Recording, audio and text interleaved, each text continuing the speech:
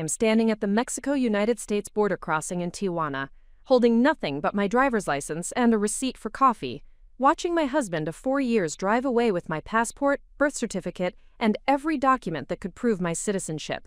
The border agent is asking me to step aside while other travelers flow past us into their home country. What my husband David does not know is that the woman he just abandoned has spent the last 6 months building relationships with people who possess the authority to move mountains. And one phone call is about to turn his calculated cruelty into the worst mistake of his life. Before we jump back in, tell us where you're tuning in from, and if this story touches you, make sure you're subscribed, because tomorrow I've saved something extra special for you. My name is Sofia Morales Chin, and at 34 years old, I have learned that the most dangerous prison is not built with bars and concrete walls, but with legal documents, financial accounts, and the systematic erosion of your ability to prove who you are or where you belong in this world. I was born in San Diego to parents who had immigrated from Guatemala and Taiwan respectively, creating a multicultural household where 3 languages were spoken daily, and adaptability was considered an essential life skill. My mother, Elena Morales, worked as a bilingual social worker for San Diego County, helping immigrant families navigate complex bureaucratic systems. My father, Chen Wei-ming, managed operations for a mid-sized importing company that specialized in electronics and textiles from Southeast Asia. Our family understood the critical importance of documentation, legal status, and maintaining relationships with official institutions. My parents had experienced firsthand how quickly circumstances could change for immigrants, regardless of their legal status or contributions to their communities. They taught me that preparation and professional relationships were the foundation of security in an uncertain world. I met David Richardson at a professional networking event in downtown San Diego when I was 28 years old. At that time, I worked as a program coordinator for a nonprofit organization that provided educational services to refugees and recent immigrants. My role required extensive collaboration with government agencies, legal organizations, and international humanitarian groups. I had developed a network of contacts that spanned from local social services to federal immigration offices. David presented himself as a successful, independent consultant who specialized in helping small businesses navigate international trade regulations. He was articulate, well-dressed, and demonstrated impressive knowledge of complex legal and financial systems. During our initial conversations, he expressed admiration for my work with immigrant communities and claimed to share my commitment to helping vulnerable populations access essential services. Our courtship proceeded according to what appeared to be traditional patterns of mutual respect and shared values.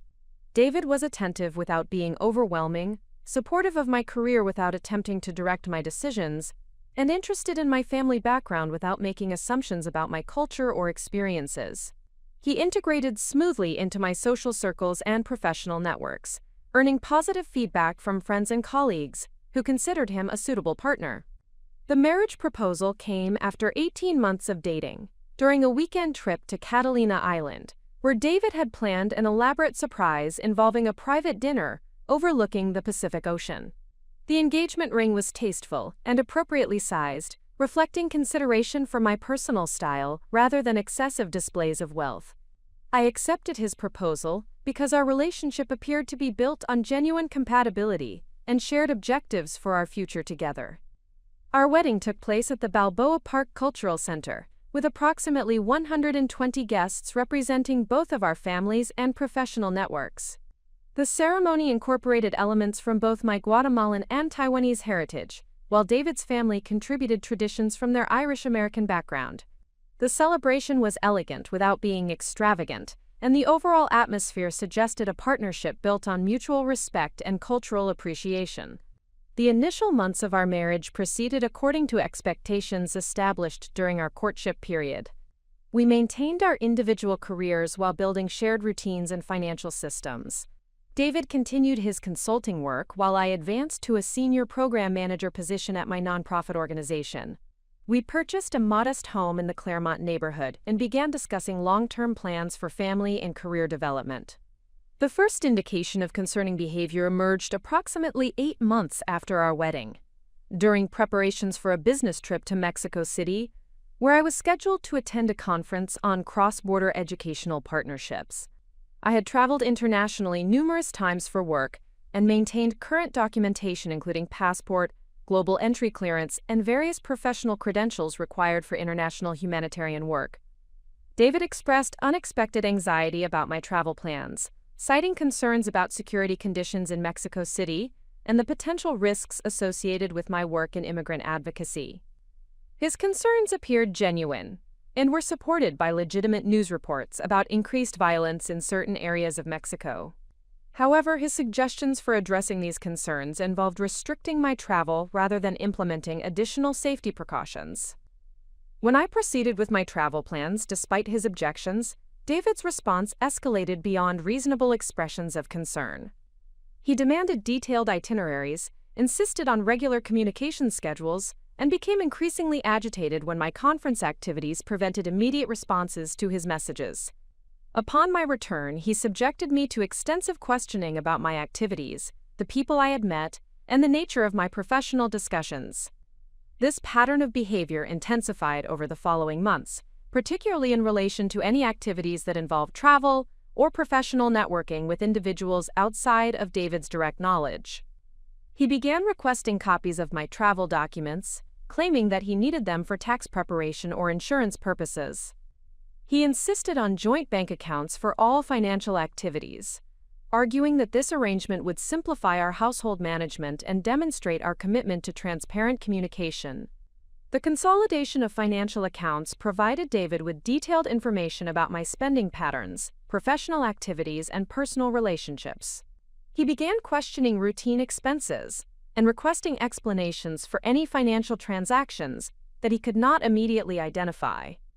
This scrutiny extended to professional expenses, charitable contributions, and even small personal purchases that had previously been considered private decisions.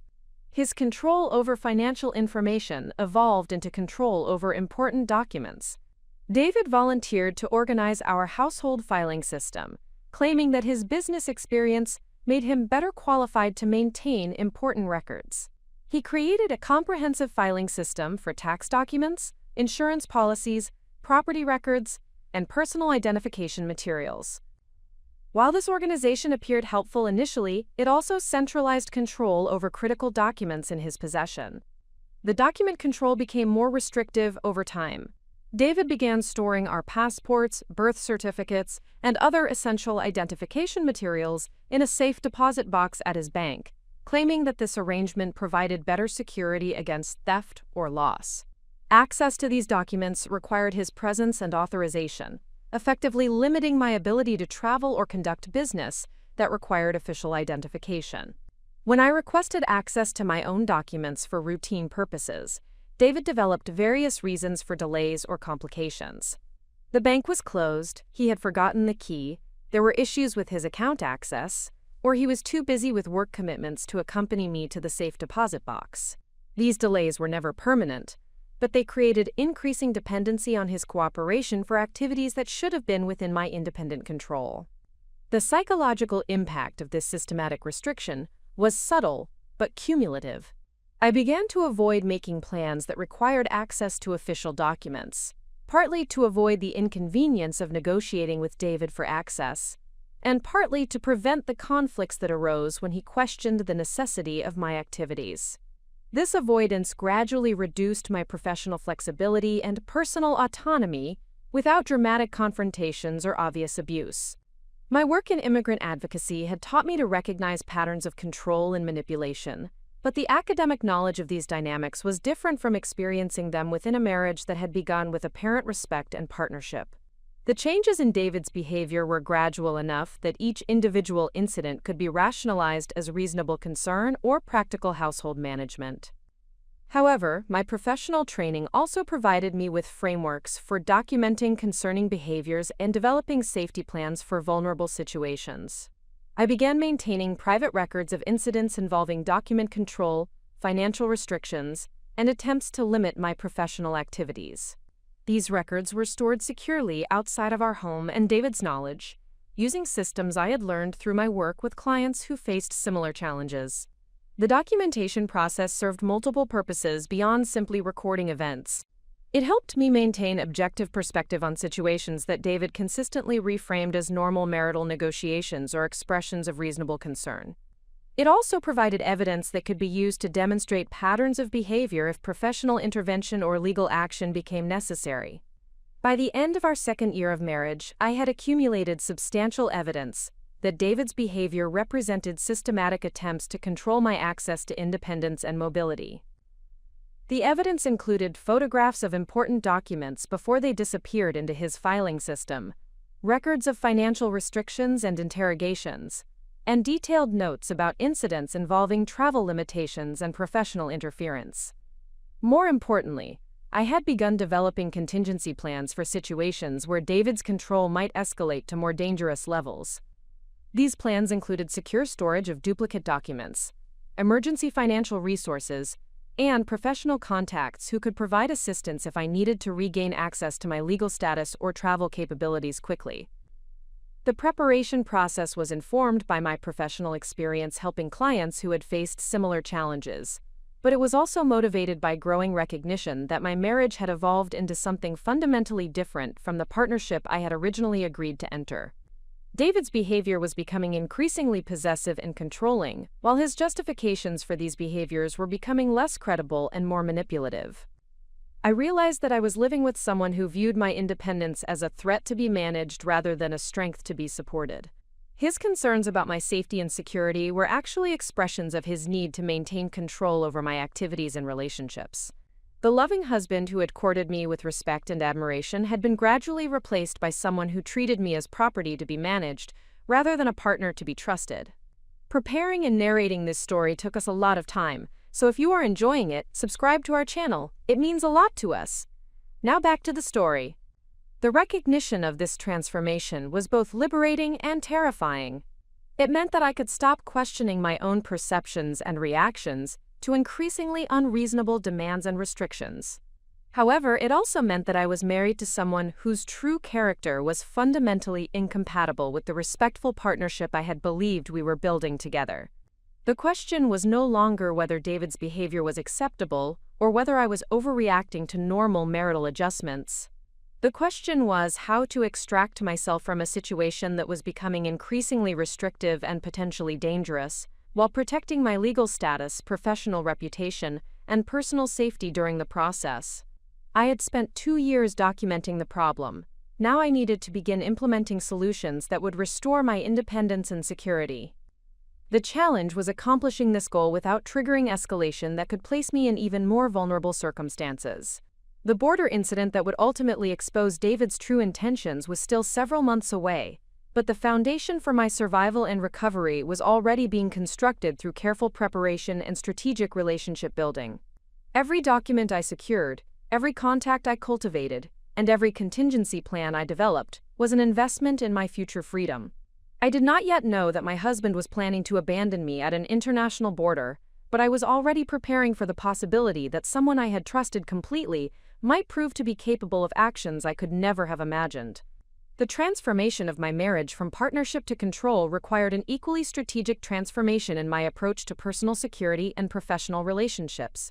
While David was systematically restricting my access to independence, I was quietly building the foundation that would ultimately protect me when his control escalated to dangerous levels. My position as Senior Program Manager at the International Refugee Education Alliance provided me with legitimate reasons to cultivate relationships with government officials, diplomatic personnel, and legal advocates who specialized in cross-border issues. These relationships, which David initially viewed as beneficial networking for my career advancement, would eventually become the lifeline that rescued me from his most calculated act of abandonment.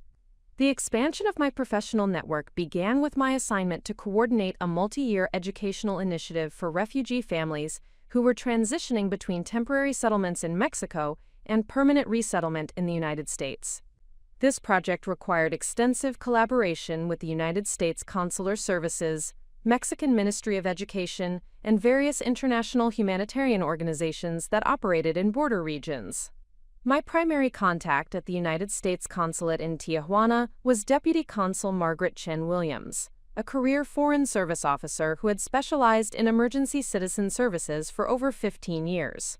Margaret had built her reputation on her ability to resolve complex cases involving American citizens who found themselves in crisis situations abroad, particularly cases involving domestic disputes, document theft, or abandonment by family members. Our initial collaboration focused on developing streamlined processes for educational credential verification for refugee families, but our working relationship quickly evolved into mutual professional respect and personal friendship. Margaret appreciated my detailed understanding of bureaucratic procedures and my ability to provide comprehensive background information that helped her team resolve cases efficiently. I valued her practical knowledge of emergency consular services and her willingness to explain the legal frameworks that govern citizen protection abroad. During one of our quarterly coordination meetings, Margaret shared insights about the most common emergency situations that brought American citizens to consular attention in border regions. She explained that domestic abuse cases often involved one spouse attempting to control the other by restricting access to travel documents, particularly in situations where couples were traveling internationally and disagreements escalated to abandonment or document confiscation. The conversation was professionally relevant to my work with refugee families, but it also provided me with specific knowledge about the resources and procedures available to American citizens who found themselves stranded abroad without proper documentation.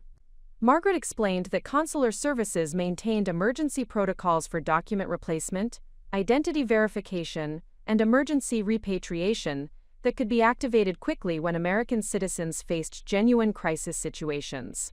This information prompted me to ask more detailed questions about the documentation and evidence that consular services required to verify citizenship and authorize emergency assistance. Margaret provided comprehensive information about alternative forms of identification, witness verification procedures, and electronic database resources that could be used to establish identity when traditional documents were unavailable. I also learned about the importance of maintaining emergency contact information with trusted individuals who could provide verification of identity and citizenship status if primary documents were lost or stolen. Margaret recommended that travelers maintain copies of essential documents in secure locations separate from their primary document storage, and establish communication protocols with trusted contacts who could facilitate rapid response in emergency situations. The knowledge I gained through these professional discussions was immediately applicable to my personal situation, where David had systematically gained control over my essential identification documents. I began implementing the emergency preparedness strategies that Margaret had recommended, not because I anticipated abandonment at an international border, but because I recognized the vulnerability created by David's document control.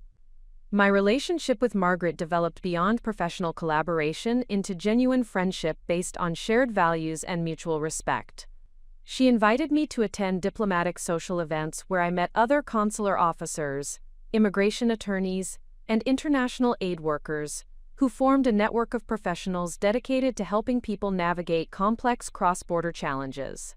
These social connections provided me with additional resources and alternative contacts who could provide assistance in various emergency scenarios. I met attorney Rebecca Santos, who specialized in international family law and had extensive experience with cases involving document theft and spousal abandonment. I connected with Dr. James Morrison, who directed a nonprofit organization that provided emergency assistance to American citizens in crisis situations abroad. Each of these relationships was built on legitimate professional interactions and shared commitment to helping vulnerable populations. But they also created a comprehensive support network that could respond quickly if I faced personal crisis. I maintained regular communication with these contacts through professional activities, social events, and collaborative projects that demonstrated ongoing value for all parties involved. The development of these relationships required careful balance between professional networking and personal preparation.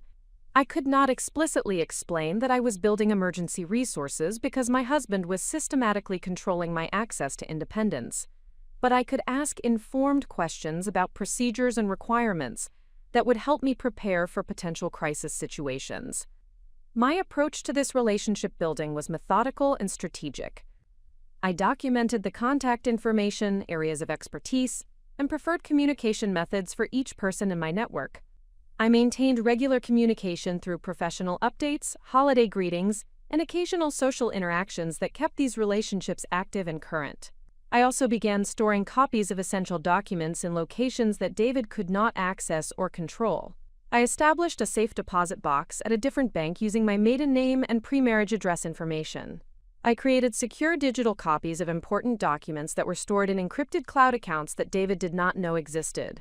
I maintained physical copies of key documents at my parents' home, and with trusted friends who understood the importance of secure storage. The document security measures were comprehensive and redundant, ensuring that I would have multiple ways to prove my identity and citizenship, even if David successfully confiscated or destroyed the documents under his control. I photographed every important document before David stored them in his safe deposit box, and I researched the procedures for obtaining certified copies of birth certificates, marriage licenses, and other essential records from government agencies.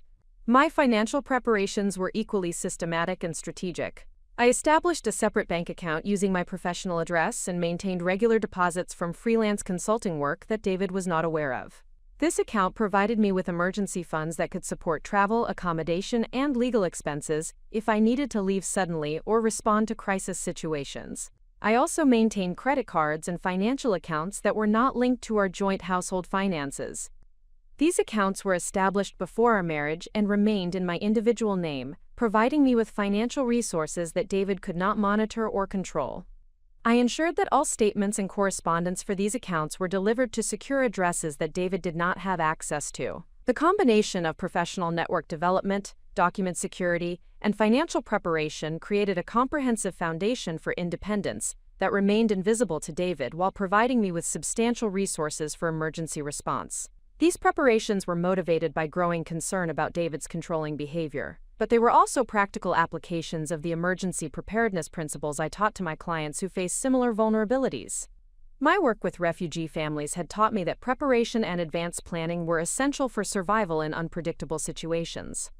I had helped hundreds of families develop safety plans, secure essential documents, and build support networks that could provide assistance during crisis situations. The strategies I was implementing for my own protection were proven methods that had helped my clients navigate successfully through dangerous circumstances. The psychological benefit of this preparation was as important as the practical advantages it created. Having comprehensive backup plans and reliable support networks reduced my anxiety about David's increasing control and gave me confidence that I could handle whatever challenges his behavior might create. Instead of feeling trapped and dependent on his cooperation, I felt empowered by my knowledge that I had viable alternatives if his behavior escalated. The preparation process also helped me maintain perspective on my situation and resist David's attempts to normalize his controlling behavior. When he claimed that his document control was reasonable household management, I could compare his behavior to the controlling patterns I had observed in abusive relationships through my professional work. When he insisted that his financial oversight was necessary for household security, I could recognize these arguments as manipulation tactics rather than legitimate concerns. My growing professional reputation and expanding network also provided me with increased confidence and independence that David found increasingly threatening. I was invited to speak at national conferences, participate in policy development committees, and contribute to published research on refugee education issues. These professional activities required travel, networking, and independent decision-making that conflicted with David's desire to control my activities and relationships. His response to my professional success was to increase his demands for detailed information about my activities, more frequent communication during travel, and greater restrictions on my networking and social interactions. He began questioning the necessity of my professional commitments and suggesting that I should prioritize our marriage over career development. These demands created increasing tension in our relationship, as I refused to compromise my professional obligations to accommodate his desire for control.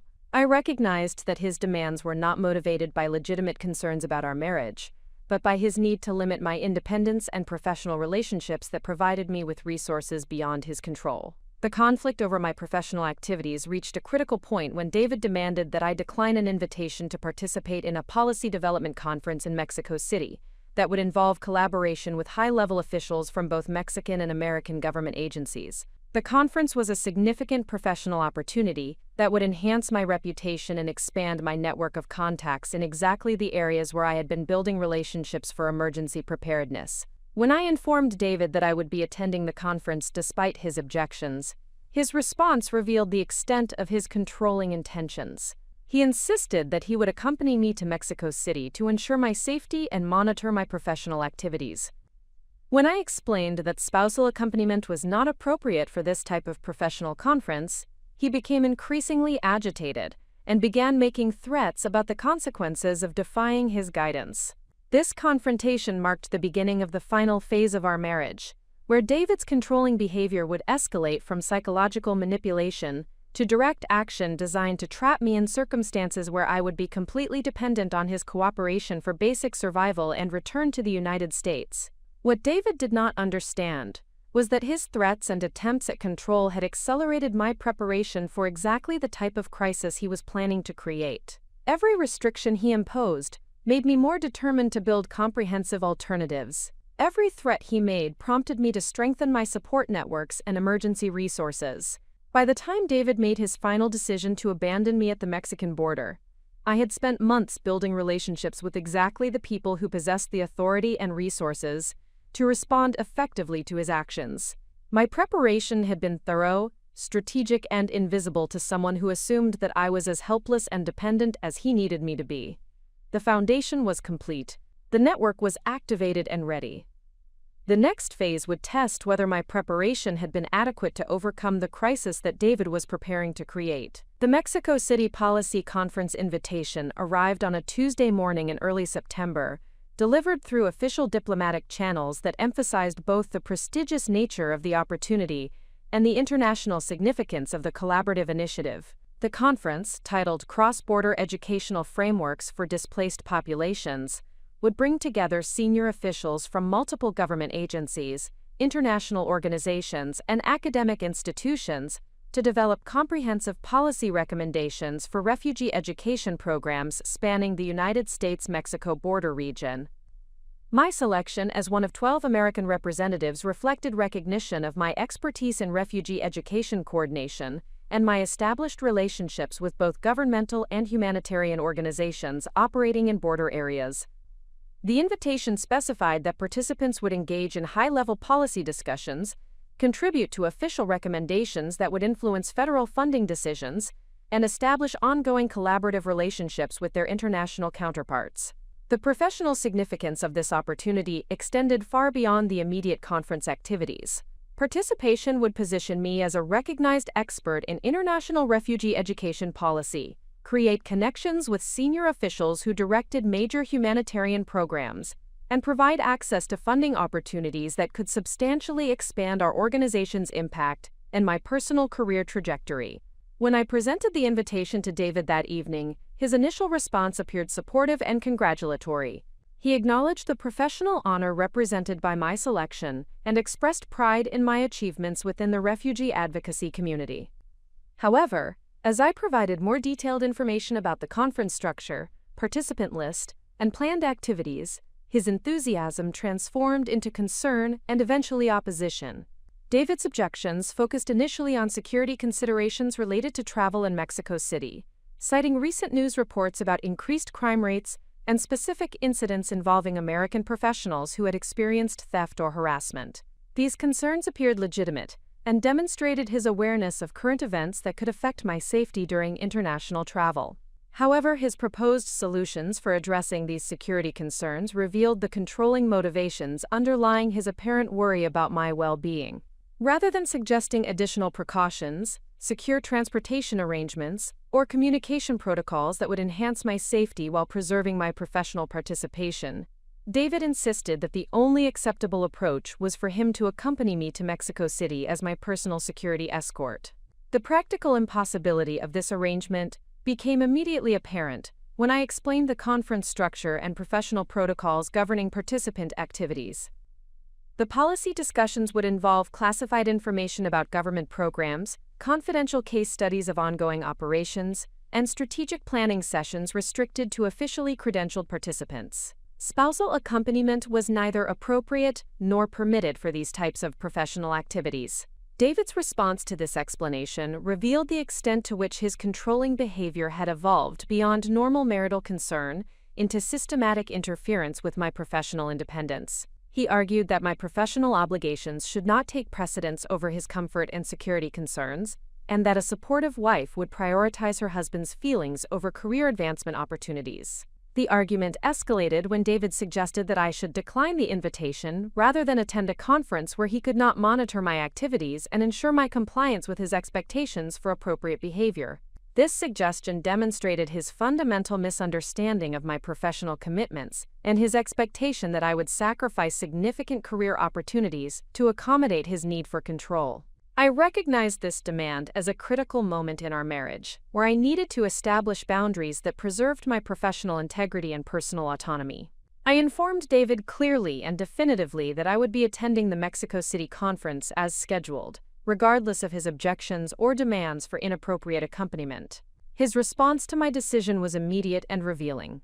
David shifted from expressing concern about my safety to making explicit threats about the consequences of defying his guidance and prioritizing my career over our marriage. He informed me that if I insisted on attending the conference without his supervision, our relationship would face serious consequences that could affect all aspects of our shared life together. The nature of these threats remained vague but encompassed financial retaliation, social embarrassment, and actions that would damage my professional reputation. David's language became increasingly aggressive as he outlined scenarios where my independent decision-making could result in circumstances that I would regret for the remainder of our marriage. These threats confirmed what I had suspected throughout months of observing his controlling behavior. David viewed my independence not as a strength that contributed to our partnership, but as a threat that needed to be managed through intimidation and control. His concern about my safety was actually concern about his ability to monitor and direct my activities according to his preferences. My response to his threats was informed by my professional experience working with clients who faced similar controlling behavior from spouses or family members. I remained calm and factual while clearly communicating that his threats were inappropriate and would not influence my professional decisions. I also began documenting our conversations with detailed notes that recorded his specific statements and behaviors. The documentation process served multiple purposes beyond simply recording evidence of his controlling behavior. It helped me maintain objective perspective on interactions that David consistently attempted to reframe as normal marital discussions about reasonable concerns. It also provided me with specific examples that I could share with my professional contacts if David's behavior escalated to actions that affected my safety or legal status. Over the following weeks, David's behavior became increasingly erratic and controlling as the conference date approached. He demanded detailed information about my planned activities, insisted on reviewing my professional correspondence related to the conference, and began questioning my communication with colleagues and government contacts who were involved in the planning process. His scrutiny extended to monitoring my travel preparations, questioning my packing decisions, and attempting to insert himself into logistical arrangements that were being coordinated through official diplomatic channels. David seemed to believe that persistent interference with my preparations would eventually force me to acknowledge his authority over my professional activities and comply with his demands for supervision. The intensity of his controlling behavior during this period prompted me to accelerate my own preparations for potential crisis situations. I increased the frequency of my communication with Margaret Chen Williams at the United States Consulate in Tijuana, sharing updates about my upcoming conference participation and discussing general procedures for emergency citizen assistance in Mexico. These conversations provided me with current information about consular services, updated contact protocols, and recent changes in emergency assistance procedures that could affect American citizens traveling in Mexico. Margaret also provided me with direct contact information for consular personnel who would be available during my travel dates, ensuring that I had immediate access to assistance if unexpected situations arose. I also strengthened my financial preparations by increasing the balance in my secure personal accounts and ensuring that I had access to emergency funds through multiple methods that did not require David's knowledge or cooperation. These preparations included cash reserves, credit lines, and electronic payment systems that could support extended travel or unexpected expenses. My document security measures were updated to include current copies of all essential identification materials, stored in multiple secure locations that David could not access. I also researched procedures for obtaining emergency document replacement through consular services, ensuring that I understood the requirements and timeline for these processes. 2 weeks before my scheduled departure for Mexico City, David announced that he had made the decision to accompany me to Mexico, regardless of my objections or the professional inappropriateness of his presence. He informed me that he had arranged time away from his consulting work and would be traveling with me to ensure my safety and monitor my activities during the conference. When I reiterated that spousal accompaniment was not permitted for restricted policy discussions, and that his presence would be professionally embarrassing and potentially damaging to my reputation, David responded with the most explicit threat he had made during our marriage. He informed me that if I continued to prioritize my career over his authority as my husband, he would take actions to demonstrate the consequences of defying his guidance. The specificity of this threat, combined with his increasing agitation and apparent planning for forced accompaniment, prompted me to implement additional security measures that I had hoped would not be necessary. I provided Margaret Chen Williams with detailed information about my marriage situation, David's controlling behavior, and my concerns about potential escalation during international travel. Margaret's response demonstrated the value of the professional relationship I had cultivated over the previous months.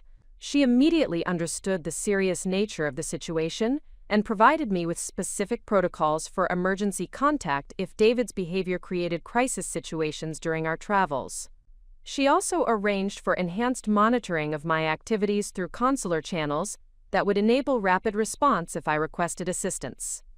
I also shared information about the situation with attorney Rebecca Santos, who provided me with legal guidance about protecting my rights and interests if David's controlling behavior escalated to actions that affected my legal status or access to essential documents.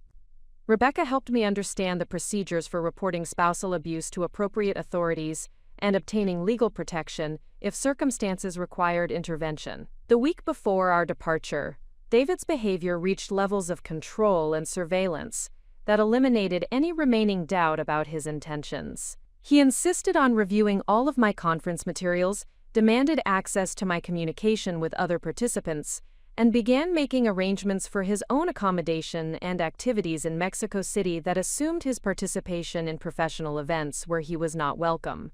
His planning activities revealed that he intended to use the Mexico City trip as an opportunity to establish permanent control over my professional activities and international travel.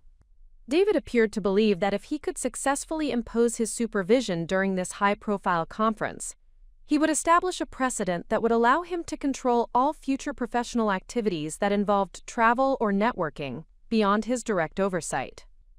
What David did not understand was that his escalating behavior had prompted me to implement comprehensive preparation strategies that would enable me to respond effectively to whatever actions he chose to take.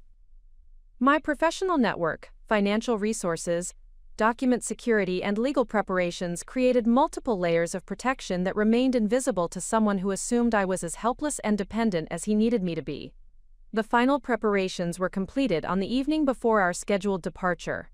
I confirmed my emergency contact protocols with Margaret Chen Williams, attorney Rebecca Santos, and other members of my support network. I verified my access to secure financial resources and document storage systems. I reviewed the procedures for emergency assistance and document replacement that I hoped would not be necessary but was prepared to implement if circumstances required immediate action. David spent that evening making final arrangements for what he clearly intended to be a demonstration of his authority over my professional activities and personal autonomy. He packed his luggage with confidence that his presence in Mexico City would establish permanent control over my career and international relationships. Neither of us anticipated that within 48 hours his calculated attempt to control and humiliate me at an international border would instead expose him as someone whose behavior warranted official attention from law enforcement agencies in both countries. The trap he was setting for me would ultimately become the evidence that destroyed his credibility and demonstrated the value of preparation, professional relationships, and strategic thinking in overcoming systematic abuse. The departure from San Diego International Airport proceeded according to the carefully orchestrated plan that David had developed over the preceding weeks, though his version of careful planning focused entirely on establishing control rather than ensuring successful professional outcomes. Our flight to Mexico City was scheduled for early morning departure, which required us to arrive at the airport before dawn and provided David with additional opportunities to monitor my activities and limit my communication with colleagues and contacts. During the pre-flight preparation period at our home, David insisted on personally reviewing all of my luggage contents, claiming that his business travel experience made him better qualified to determine appropriate packing decisions for international conferences. This review process provided him with detailed knowledge of my professional materials, personal belongings, and planned activities, while reinforcing his assumption of authority over decisions that should have remained within my independent control. His scrutiny extended to my travel documents and identification materials, which he removed from my possession under the pretense of organizing our shared travel folder for efficient processing through airport security and immigration checkpoints. David explained that his systematic approach to document management would prevent delays or complications during our journey, while ensuring that all essential materials remained secure and accessible when needed. The transfer of my identification documents to David's exclusive control represented the implementation of the trap he had been constructing throughout our marriage. By positioning himself as the responsible party for essential travel documents, he created circumstances where my ability to travel, cross borders, or prove my citizenship became dependent on his cooperation and consent. This document control strategy extended beyond simple possession to include detailed knowledge of my planned activities, professional contacts, and emergency procedures that I had developed through my work with consular services and international organizations. David had systematically gathered information about my professional relationships and emergency resources through months of surveillance and interrogation disguised as marital communication. The airport departure process provided David with additional opportunities to demonstrate his control over our travel arrangements and my professional activities. He insisted on managing all communication with airport personnel, handling document presentations during security screening, and directing our movement through terminal facilities according to his preferences rather than standard travel procedures. His behavior during airport processing created the first indication that our travel experience would involve systematic humiliation and control rather than supportive accompaniment to important professional activities. David spoke on my behalf during interactions with airline personnel, answered questions that were directed to me personally, and made decisions about seating arrangements and service preferences without consulting my opinions or acknowledging my ability to manage my own travel needs. The flight to Mexico City provided 3 hours of enforced proximity where David continued his pattern of surveillance and control while maintaining the appearance of normal spousal interaction for other passengers and airline personnel. He monitored my reading materials, questioned my note-taking activities, and insisted on reviewing my conference preparation materials under the pretense of helpful interest in my professional responsibilities. During the flight, David also revealed additional information about his plans for our time in Mexico City that demonstrated his intention to impose comprehensive supervision over my conference participation and professional networking activities. He had researched the conference venue, identified nearby restaurants and entertainment options, and developed detailed schedules for shared activities that assumed his participation in events where his presence would be inappropriate and unwelcome. His planning activities revealed fundamental misunderstanding of professional conference protocols and his expectation that I would prioritize his comfort and entertainment over my official responsibilities to contribute meaningfully to policy development discussions. David appeared to view the conference as a vacation opportunity that happened to involve some professional activities, rather than recognizing it as serious work that required focused attention and professional behavior. My attempts to explain the nature of policy development conferences and the inappropriateness of spousal involvement in restricted government discussions were dismissed as unnecessary concern about regulations that could be negotiated or ignored through proper relationship management. David expressed confidence that his business experience and communication skills would enable him to participate in any activities where my professional obligations might otherwise exclude him. The arrival in Mexico City provided immediate confirmation that David's plans would create serious professional embarrassment and potentially damage my relationships with government officials and international colleagues who expected appropriate professional behavior from conference participants. His assumption that rules and protocols could be bypassed through charm and persistence demonstrated dangerous misunderstanding of diplomatic procedures and governmental security requirements. Upon arrival at Benito Juárez International Airport, David immediately asserted control over our immigration processing by presenting both sets of travel documents to Mexican immigration officials and speaking on behalf of both travelers during routine questioning about the purpose and duration of our visit. This behavior required me to remain silent while he provided information about my professional activities and official responsibilities that he did not fully understand.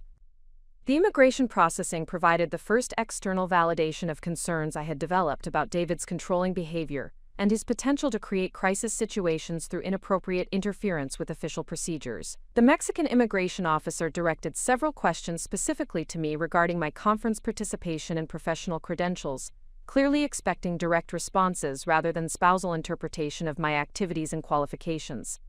David's attempts to continue answering questions on my behalf prompted the immigration officer to request that each traveler respond individually to official inquiries. This intervention required David to acknowledge that I was capable of speaking for myself regarding professional matters, though his visible frustration with this requirement suggested that he viewed the immigration officer's insistence on direct communication as unreasonable interference with his authority over our travel activities. The transportation from the airport to our hotel provided David with additional opportunities to demonstrate control over our logistics and schedule, while gathering information about the conference venue and my planned activities with government officials and international colleagues. He had arranged private transportation rather than using conference-provided shuttle services, ensuring that he could monitor my communication and control our arrival timing according to his preferences. During the journey to our hotel, David questioned me extensively about my scheduled meetings, planned networking activities, and professional obligations that would occur over the following 3 days. His questions focused particularly on activities that would require my absence from our shared accommodations and interactions with male colleagues or government officials who might provide ongoing professional opportunities. The intensity of his interrogation about my professional schedule revealed his expectation that I would modify my conference participation to accommodate his need for supervision and control.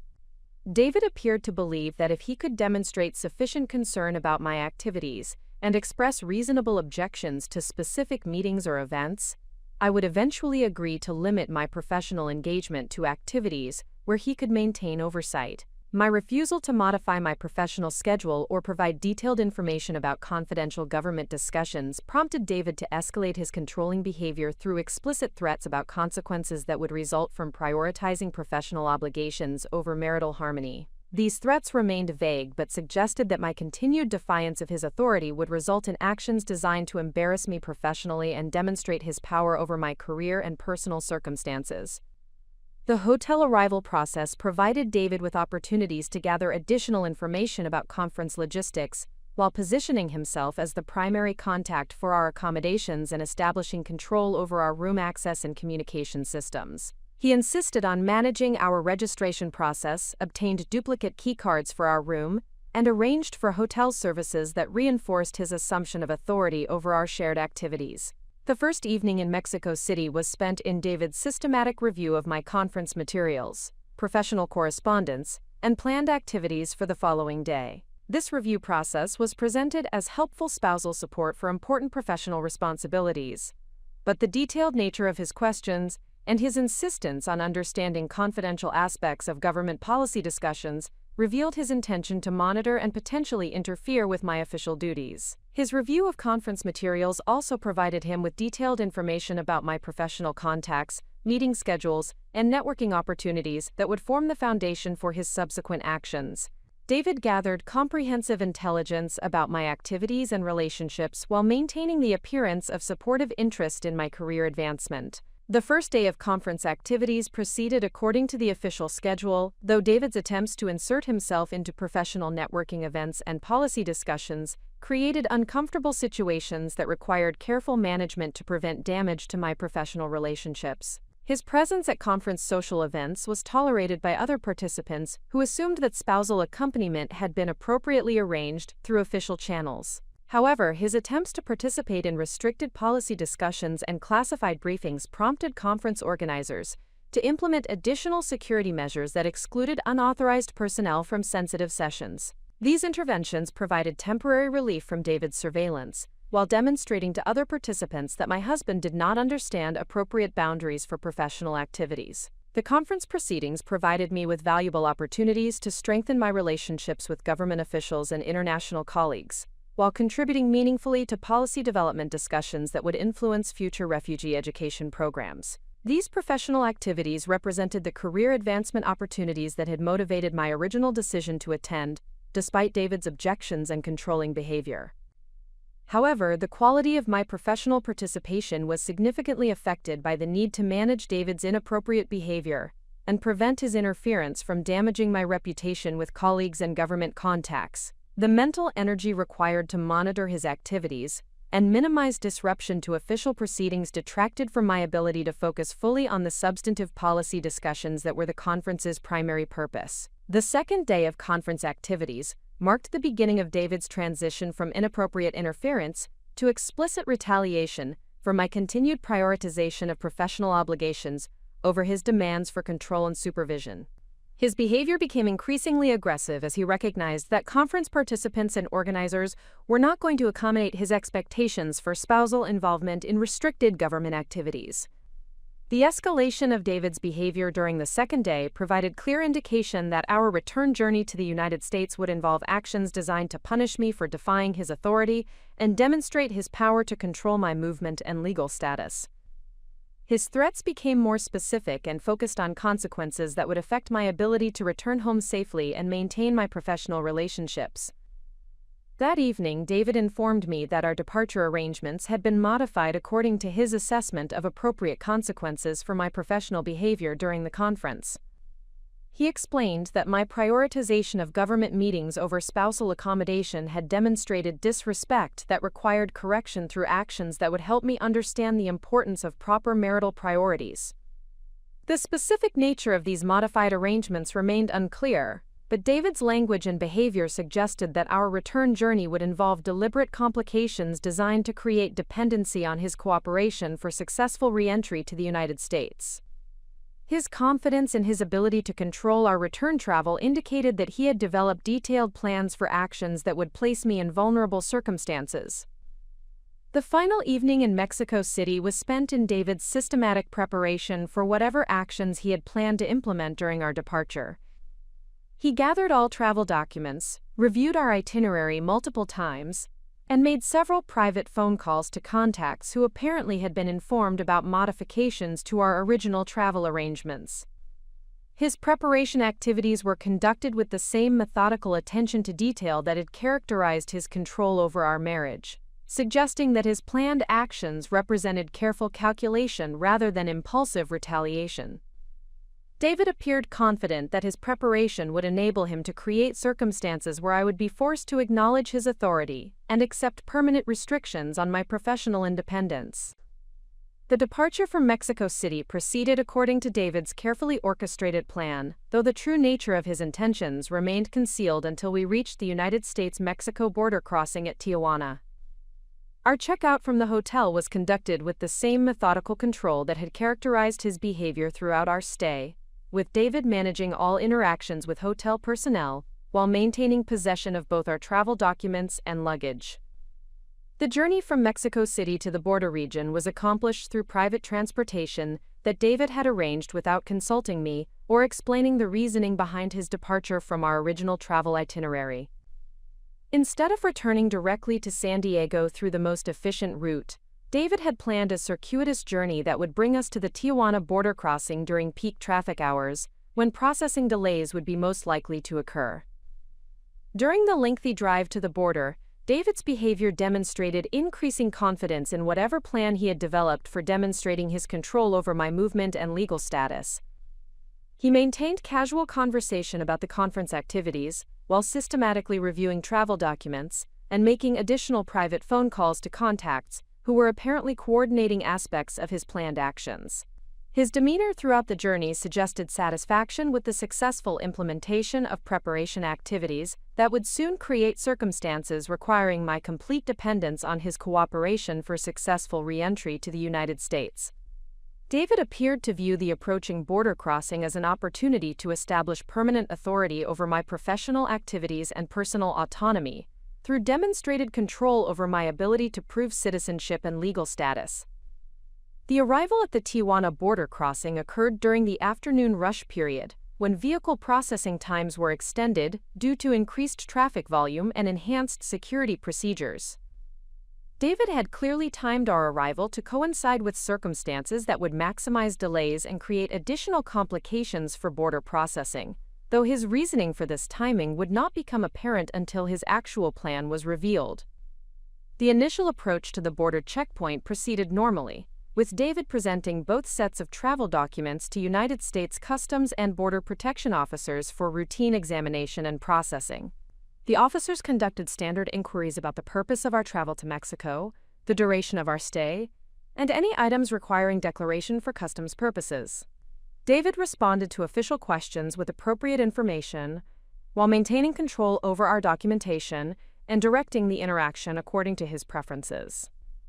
However, the routine nature of this processing concealed his preparation for actions that would transform a standard border crossing into a crisis situation designed to demonstrate his power over my legal status and freedom of movement. The critical moment arrived when the border processing was completed and we were cleared for entry into the United States. Instead of proceeding directly to our vehicle for the return journey to San Diego, David requested permission to return to the Mexican side of the border crossing to retrieve an item that he claimed to have forgotten during our departure preparations. The border officers explained that re-entering Mexico would require additional processing and would necessitate presenting travel documents again for both departure from the United States and subsequent re-entry. David acknowledged these requirements and requested that I wait in the designated pedestrian area while he completed the retrieval process, which he estimated would require approximately 30 minutes. This request appeared reasonable under normal circumstances, and I agreed to wait in the secure area while David addressed what seemed to be a minor logistical issue with our departure from Mexico.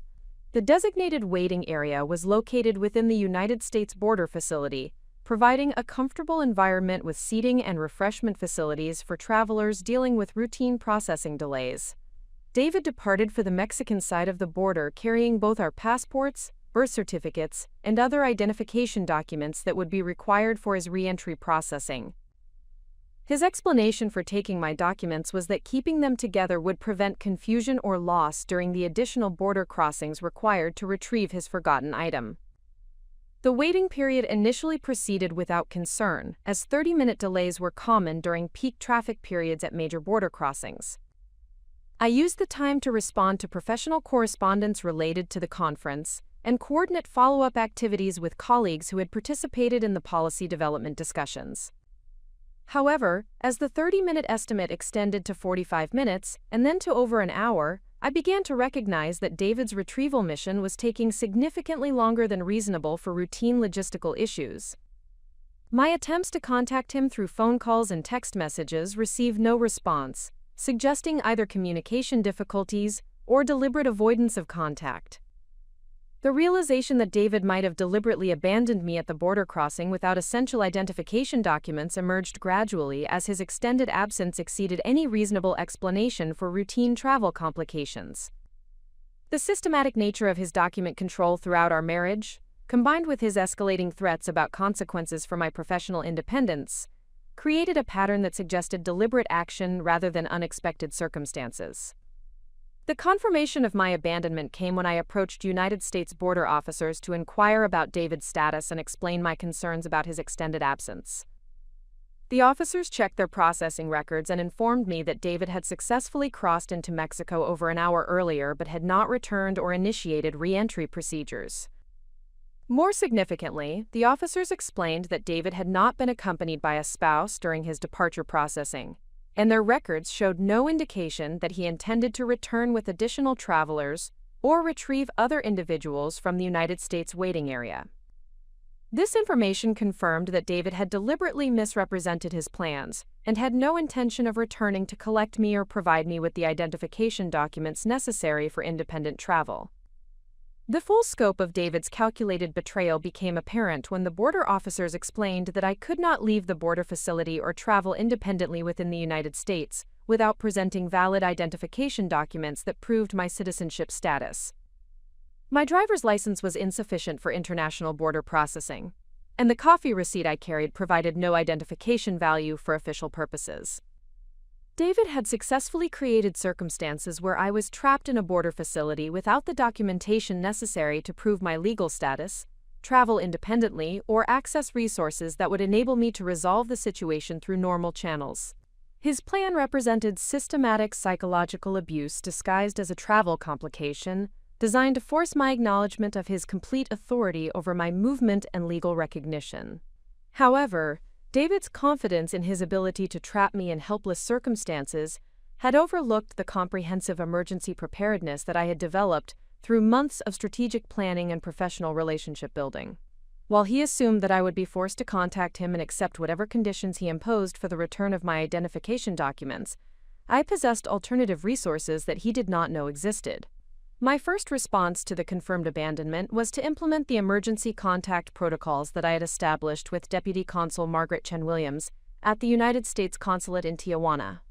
Using my mobile phone, I contacted the consular emergency line and provided my identification information, current location, and specific details about the circumstances that had left me stranded without proper documentation. Margaret's response demonstrated the value of the professional relationship I had cultivated over the previous months, and the effectiveness of the emergency preparedness discussions we had conducted during my network-building activities. She immediately understood the serious nature of the situation, and confirmed that emergency citizen services could be activated to address cases involving document theft or abandonment by family members. The consular response protocol required me to provide detailed information about my identity, citizenship status, and the circumstances that had resulted in my current situation. Margaret guided me through the documentation process, using alternative verification methods that did not depend on traditional identification documents that David had confiscated. The verification process included questions about my personal history, family background, educational credentials, professional activities, and other information that could be confirmed through government databases and official records. My comprehensive answers to these verification questions demonstrated legitimate citizenship status and provided consular officers with confidence in my identity claims. Margaret also coordinated with United States border officers to explain the emergency citizen services process and establish temporary holding procedures that would allow me to remain in a secure location while consular intervention was implemented. This coordination prevented my removal from the border facility while ensuring that I received appropriate assistance during the document replacement process. The efficiency of the consular response reflected both the professional competence of career Foreign Service officers and the advantages of having established relationships with individuals who understood emergency procedures and possessed authority to implement rapid solutions. Margaret's immediate recognition of my situation and her systematic approach to resolution demonstrated how strategic relationship building could provide critical resources during crisis circumstances. Within 2 hours of David's abandonment, I had been transferred from the border facility to the United States Consulate in Tijuana, where emergency document replacement procedures were initiated using expedited processing protocols reserved for genuine emergency situations. The consular facility provided secure accommodation while verification processes were completed and temporary travel documents were prepared. The emergency document replacement process required comprehensive verification of my identity and citizenship status using electronic databases, official records, and testimony from credible witnesses who could confirm my personal information. Margaret coordinated these verification activities while ensuring that I received appropriate support services during what was recognized as a traumatic abandonment situation. The emotional support provided by consular personnel was as important as the practical assistance with document replacement. Margaret and her colleagues understood that abandonment by a spouse at an international border represented serious psychological abuse that required compassionate response, in addition to technical solutions for legal and logistical challenges. Their professional approach to crisis intervention helped me maintain perspective on the situation and recognize that David's actions reflected his character deficiencies, rather than any failure on my part to manage our marriage appropriately. The consular staff's validation of my experience as legitimate abuse helped counter the psychological manipulation that David had used to normalize his controlling behavior. By the end of the first day following my abandonment, I had obtained emergency travel documents that would allow me to return to the United States independently, established secure accommodation in Tijuana while final processing was completed, and initiated official documentation of David's actions that would be available for potential legal proceedings. More importantly, I had successfully implemented the emergency response strategies that I had developed through months of preparation and strategic relationship building. David's assumption that I would be helpless without his cooperation had been proven completely incorrect through my systematic development of alternative resources and professional relationships. The crisis that David had intended to use for establishing permanent control over my life had instead demonstrated my capability for independent problem solving, and revealed the extent of his manipulative behavior to official authorities who were qualified to document and respond to systematic abuse. His calculated cruelty had backfired spectacularly, creating official records of his actions while proving my competence and preparation.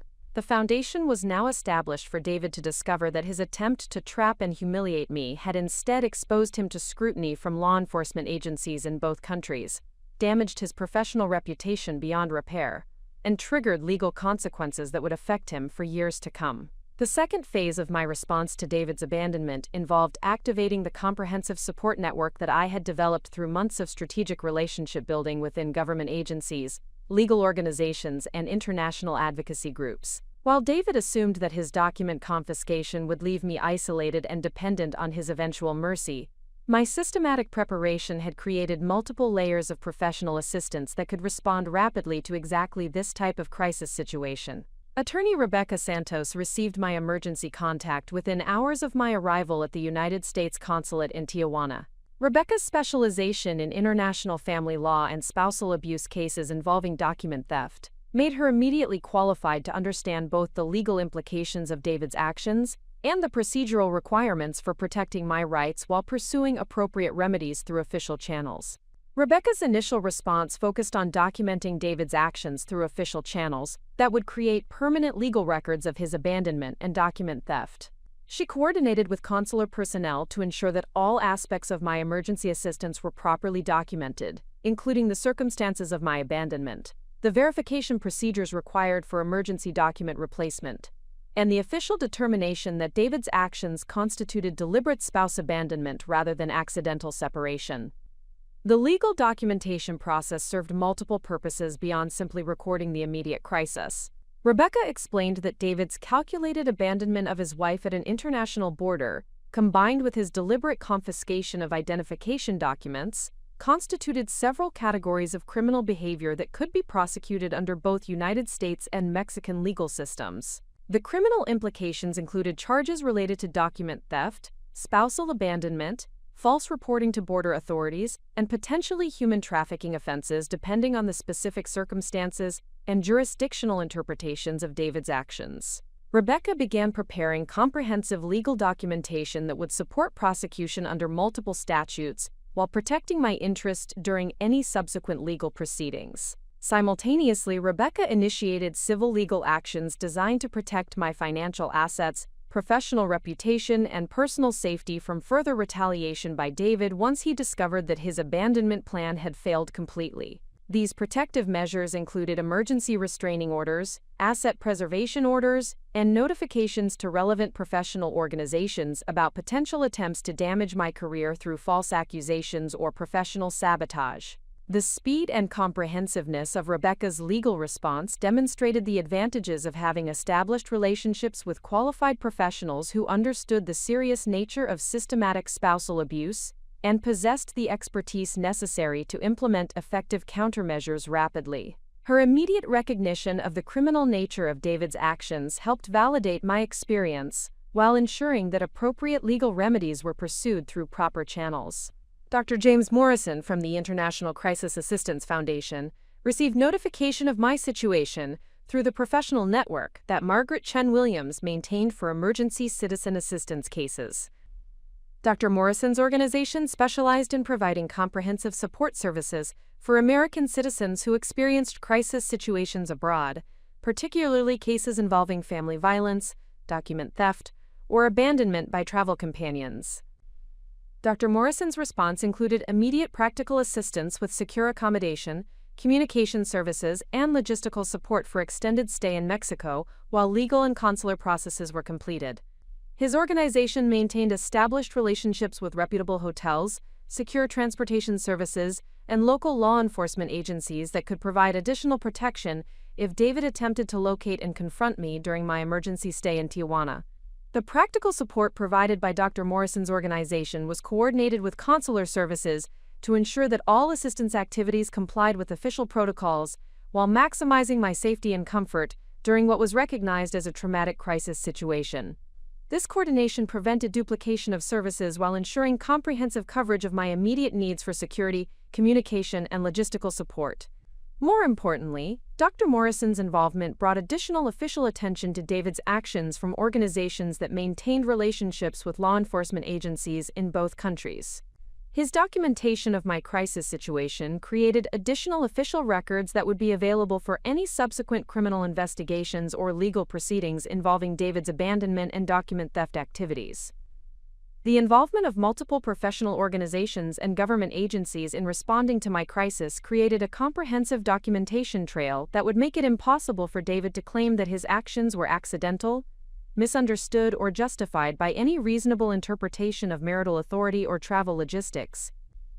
The official nature of these responses validated the serious criminal implications of his calculated abandonment, while providing me with extensive resources for recovery and legal remediation. Margaret Shen Williams coordinated communication between the various organizations and agencies that were providing assistance, ensuring that all parties understood their respective roles and responsibilities, while maintaining focus on my immediate safety and long-term protection from further abuse.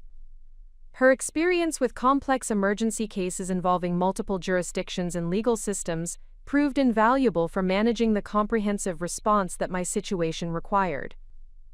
The coordination process also included communication with United States law enforcement agencies that would be responsible for any domestic criminal charges related to David's actions. Margaret facilitated information sharing between consular services, Mexican authorities, and United States agencies to ensure that all relevant evidence was properly preserved and made available for potential prosecution under appropriate jurisdictions. This multi-jurisdictional approach to evidence preservation was particularly important because David's actions had occurred in multiple locations and involved violations of both Mexican and United States laws. The systematic documentation of his abandonment plan, document theft, and false reporting to border authorities created a comprehensive case file that could support prosecution under various legal frameworks, depending on the specific charges that law enforcement agencies chose to pursue. The professional response to my crisis also included notification of David's employers and professional associations about his actions, creating potential consequences for his business reputation and client relationships that extended beyond criminal or civil legal proceedings. Rebecca coordinated these notifications to ensure that relevant professional communities were aware of David's behavior, while maintaining appropriate confidentiality about ongoing legal processes. The business and professional consequences of David's actions were likely to be substantial and long-lasting, particularly given his work in international consulting, where trustworthiness and reliability were essential qualifications for client relationships. His calculated abandonment of his wife at an international border would raise serious questions about his judgment, character, and suitability for positions requiring ethical behavior and professional integrity. By the end of my second day in Tijuana, the Comprehensive Response Network had achieved several important objectives that demonstrated the complete failure of David's abandonment strategy.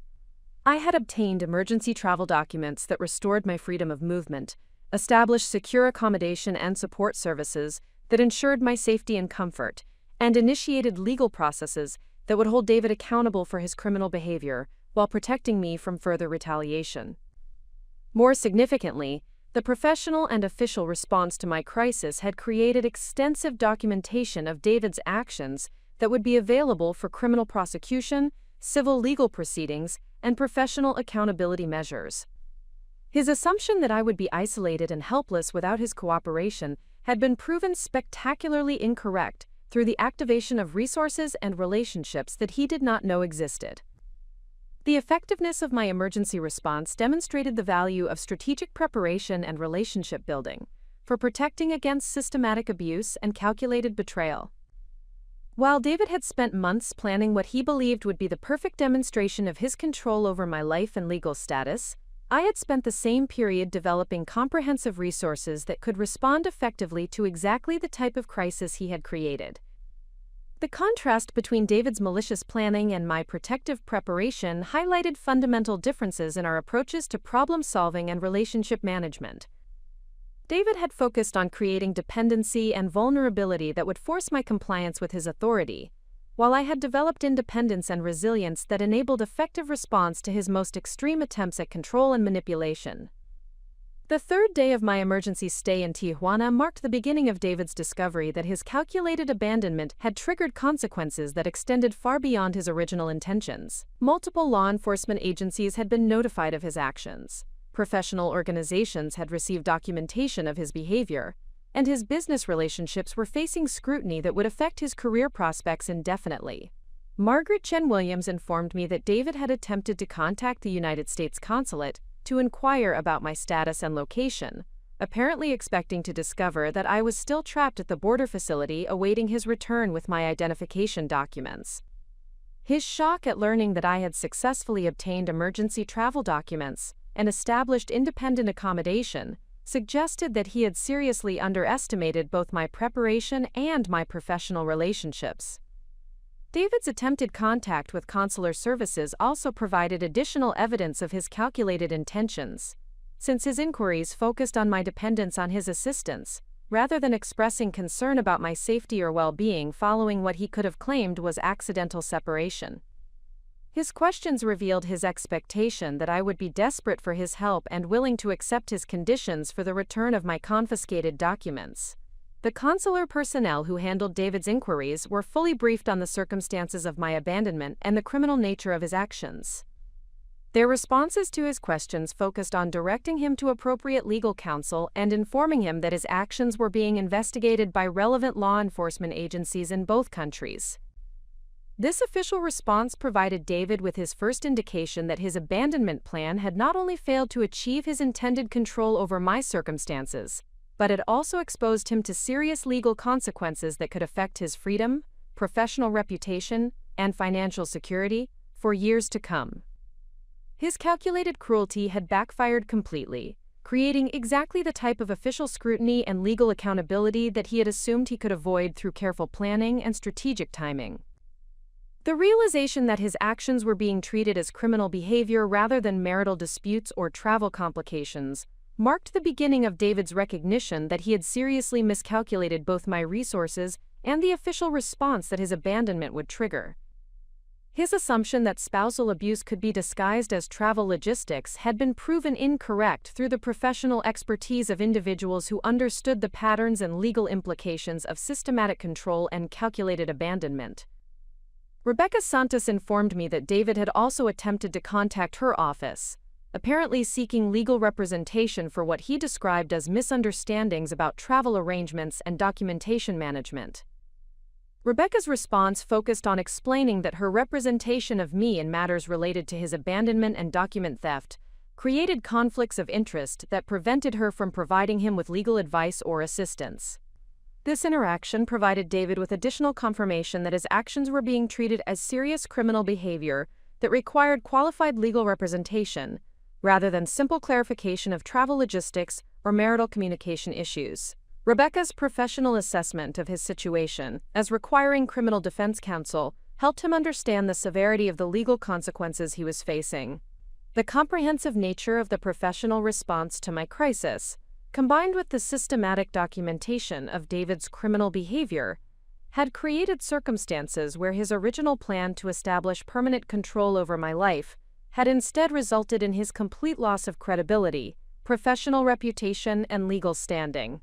His calculated attempt to demonstrate his power had instead revealed his character deficiencies to official authorities and professional communities that would hold him accountable for his actions. The completion of emergency document processing at the United States Consulate in Tijuana marked the beginning of my transition from crisis response to strategic legal action against David's calculated abandonment and systematic abuse. The emergency travel documents that consular services had prepared enabled my independent return to the United States, while providing official documentation of the circumstances that had necessitated emergency citizen assistance services. My departure from Tijuana was coordinated through secure transportation services that Dr. Morrison's organization had arranged, to ensure my safety during the border crossing process and return journey to San Diego. The transportation arrangements included professional drivers who understood the sensitive nature of domestic abuse cases and were trained to provide appropriate security measures for individuals who might face retaliation from abusive family members. The border crossing procedure using emergency travel documents required additional processing time and verification steps that were managed smoothly through the coordination between consular services and United States Customs and Border Protection officers. The border personnel had been briefed on my situation and understood that my emergency documentation reflected legitimate citizen services rather than irregular immigration circumstances.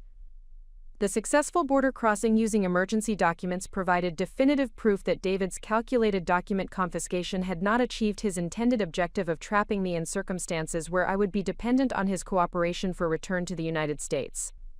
His assumption that passport confiscation would leave me stranded and helpless had been overcome completely through professional emergency response procedures that he had not anticipated or understood. The return journey to San Diego provided time for reflection on the comprehensive failure of David's abandonment strategy and the effectiveness of the preparation and relationship building that had enabled my successful crisis response.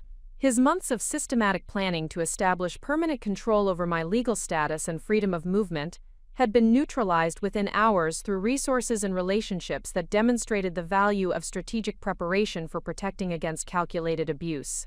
My arrival in San Diego initiated the next phase of legal and professional response to David's criminal behavior, focusing on formal prosecution through appropriate legal channels while implementing protective measures that would prevent further retaliation or harassment. Attorney Rebecca Santos had coordinated with law enforcement agencies in San Diego County to ensure that appropriate criminal charges would be filed immediately upon my return and availability for official statement and evidence presentation. The San Diego County District Attorney's Office had received preliminary information about David's actions through coordination between consular services and domestic law enforcement agencies. The Assistant District Attorney assigned to review potential charges was Maria Elena Vasquez, a career prosecutor who specialized in domestic violence cases involving international elements, document theft, and systematic spousal abuse. Assistant District Attorney Vasquez conducted a comprehensive interview regarding the circumstances of David's abandonment, the history of controlling behavior that had preceded the border incident, and the systematic nature of his efforts to control my access to identification documents and independent travel. The interview process was designed to gather detailed evidence that would support prosecution under multiple criminal statutes, while ensuring that my testimony was properly documented for court proceedings. The evidence that I provided to Assistant District Attorney Vasquez included the detailed documentation that I had maintained throughout months of observing David's controlling behavior, photographs of important documents before they disappeared into his exclusive control, financial records that demonstrated his systematic restrictions on my access to independent resources, and communication records that showed his escalating threats about consequences for defying his authority over my professional activities. This comprehensive evidence package demonstrated that David's abandonment at the border represented the culmination of a systematic pattern of abuse, rather than an isolated incident of poor judgment during travel complications.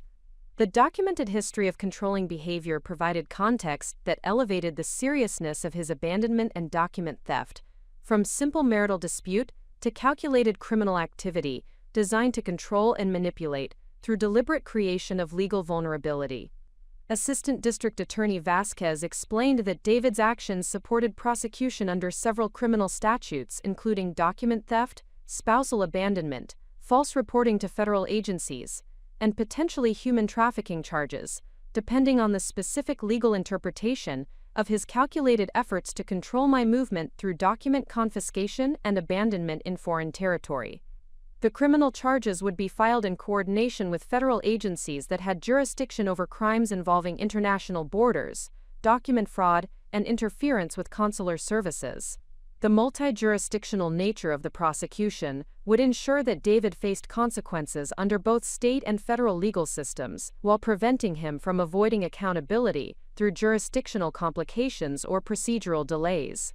The prosecution strategy also included coordination with Mexican authorities who had jurisdiction over David's false statements to border officials, and his deliberate abandonment of a United States citizen in Mexican territory. The international cooperation in prosecution would demonstrate the serious nature of his actions while ensuring comprehensive legal accountability under all applicable legal frameworks.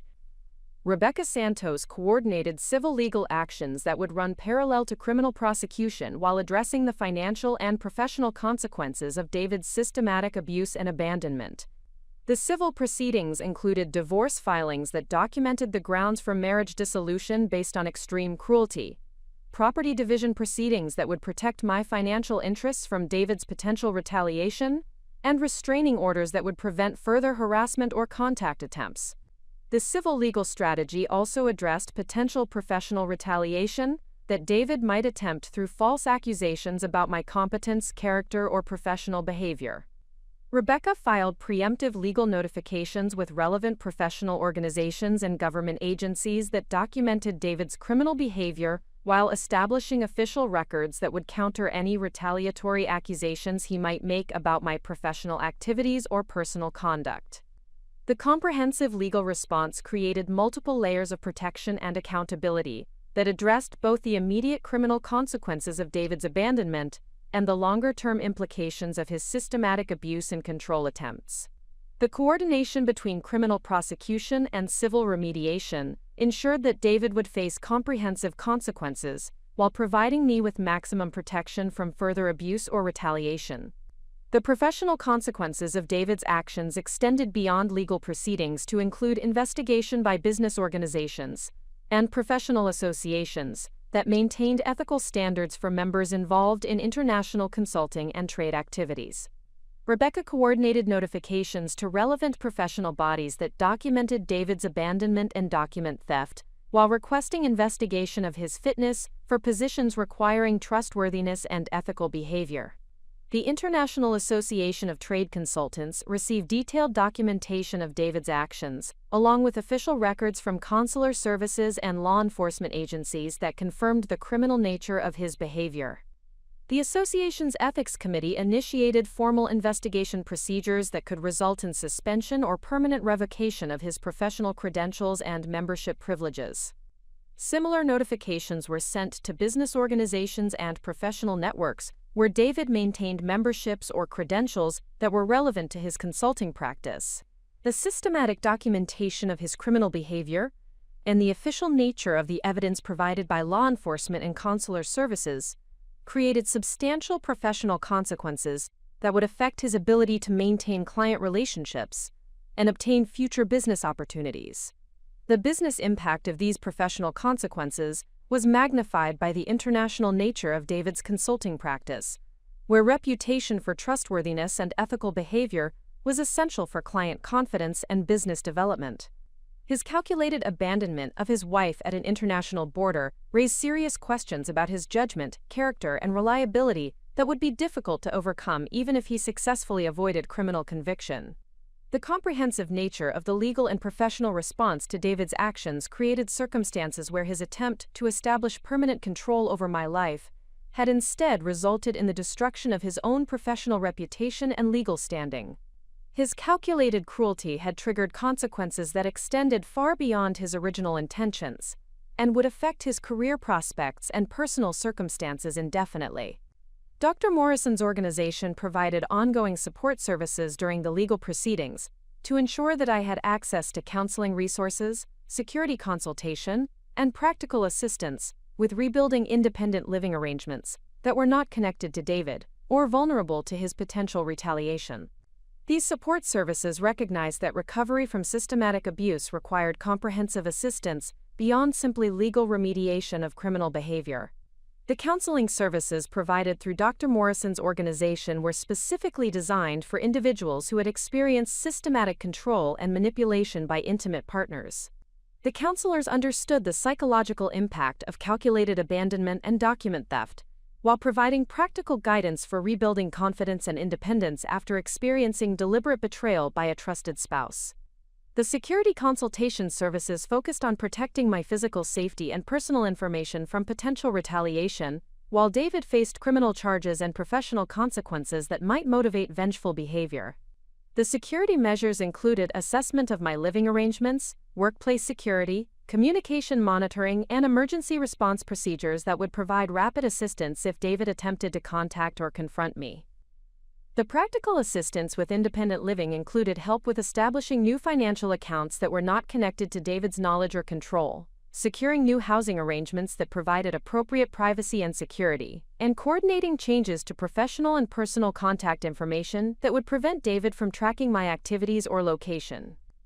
Margaret Chen Williams maintained regular communication during my readjustment period to ensure that consular services remained available if David's behavior created additional international complications, or if his criminal defense strategy included attempts to involve Mexican authorities in disputes about the circumstances of his abandonment. Her continued involvement provided reassurance that professional resources remained accessible if the situation escalated beyond domestic legal proceedings. The ongoing support from multiple professional and government organizations demonstrated the effectiveness of strategic relationship building for creating comprehensive protection against systematic abuse and calculated betrayal. The network of resources that had enabled my successful crisis response continued to provide security and assistance during the legal and personal recovery process. Within 2 weeks of my return to San Diego, the comprehensive legal and professional response to David's actions had achieved several important objectives that validated the effectiveness of preparation and strategic relationship building for overcoming calculated abuse. Criminal charges had been filed under multiple statutes that addressed the serious nature of his abandonment and document theft.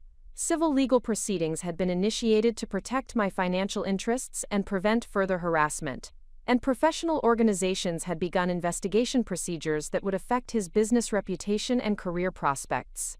More importantly, the systematic documentation of David's criminal behavior and the professional response to his actions had created permanent official records that would be available for future legal proceedings, professional investigations, and security assessments.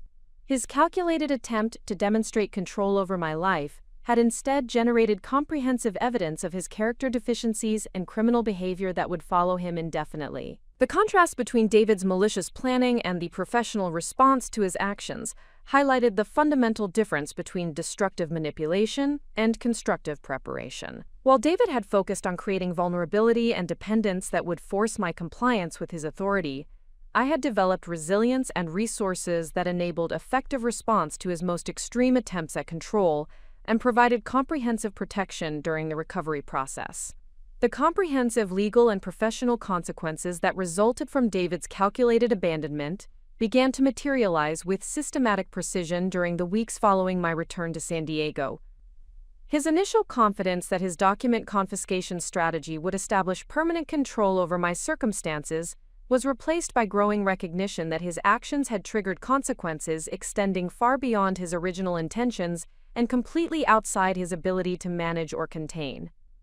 David's first indication of the serious legal implications of his abandonment came through formal notification from the San Diego County District Attorney's Office that criminal charges were being filed against him under multiple statutes.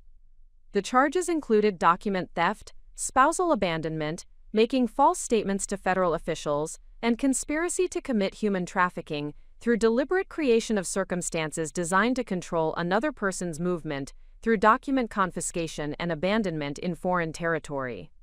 The criminal charge notification was delivered through certified mail to David's business address and personal residence, ensuring that he received official notice of the legal proceedings while creating documented evidence of proper notification procedures. The formal nature of the charge notification eliminated any possibility that David could claim ignorance of the legal consequences of his actions, or surprise at the prosecutorial response to his calculated abandonment. Assistant District Attorney Maria Elena Vasquez had structured the criminal charges to reflect the systematic nature of David's controlling behavior and the calculated planning that had preceded his abandonment at the border crossing. The prosecution strategy focused on demonstrating that David's actions represented deliberate criminal activity rather than impulsive poor judgment during travel complications, which significantly increased the potential penalties and reduced his options for plea negotiation or charge reduction. The criminal charges were accompanied by detailed evidence packages that documented David's history of controlling behavior, his systematic efforts to restrict my access to identification documents, and the specific actions he had taken to create circumstances where I would be trapped without proper documentation at an international border. This comprehensive evidence presentation demonstrated the prosecution's thorough preparation and serious commitment to holding David accountable for his criminal behavior. David's attempts to obtain legal representation for the criminal charges revealed the extent to which his professional reputation had been damaged by the official documentation of his actions. Several attorneys declined to represent him after reviewing the evidence package and recognizing the serious nature of the charges, particularly the international elements that could involve federal prosecution and potential immigration consequences for his business activities. The difficulty in obtaining qualified legal representation was compounded by the professional notifications that Rebecca Santos had coordinated with relevant business organizations and trade associations.